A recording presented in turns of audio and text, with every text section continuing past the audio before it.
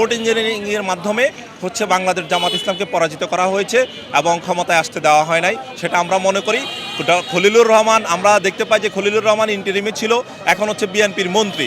তার মানে খলিলুর রহমান আগেও বিএনপি ছিল, কিন্তু গুপ্ত অবস্থায় ছিল ইন্টারিমের ভিতরে। রিজওয়ানা আরও আগেও বিএনপি ছিল, গুপ্ত অবস্থায় ছিল ইন্টারিমের ভিতরে।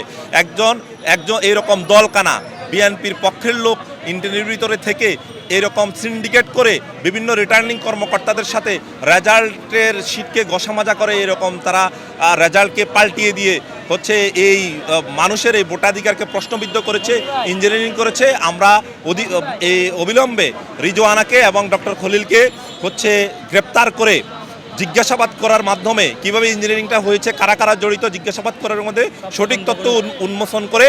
এবং আমরা দাবি জানাচ্ছি আন্তর্জাতিকভাবে জাতিসংঘ এবং ইন্টারন্যাশনাল হিউম্যান রাইটস যারা আছে, যারা ভোটাধিকার সহ অন্যান্য অধিকার নিয়ে কাজ করে, আমরা চাই যে তারাও হচ্ছে তদন্ত করে সেটা বের করুক যে কিভাবে আসলে ইঞ্জিনিয়ারিংটা হয়েছে, কারা কারা এটার সাথে জড়িত। এবং রিজওয়ানা এবং হচ্ছে ডক্টর খলিলকে গ্রেপ্তার করে জিজ্ঞাসাবাদ করা উচিত এবং আইনের আওতায় এনে অবিলম্বে আমরা আরও দাবি জানাচ্ছি যে প্রধান নির্বাচন কমিশনারকে সে জবাব দেওয়ার জন্য, আর না হয় প্রধান নির্বাচন কমিশনার এর অধীনে একটা সুষ্ঠু, যেহেতু জাতীয় নির্বাচনভাবে ইলেকশন ইঞ্জিনিয়ারিং হয়েছে, আমরা আশঙ্কা করছি সামনের স্থানীয় নির্বাচনগুলো, মেয়র নির্বাচন, পৌরসভা নির্বাচন, চেয়ারম্যান নির্বাচন, এগুলিও এই ইলেকশন কমিশনের অধীনে হচ্ছে সুষ্ঠু না হওয়ার আমরা আশঙ্কা করছি।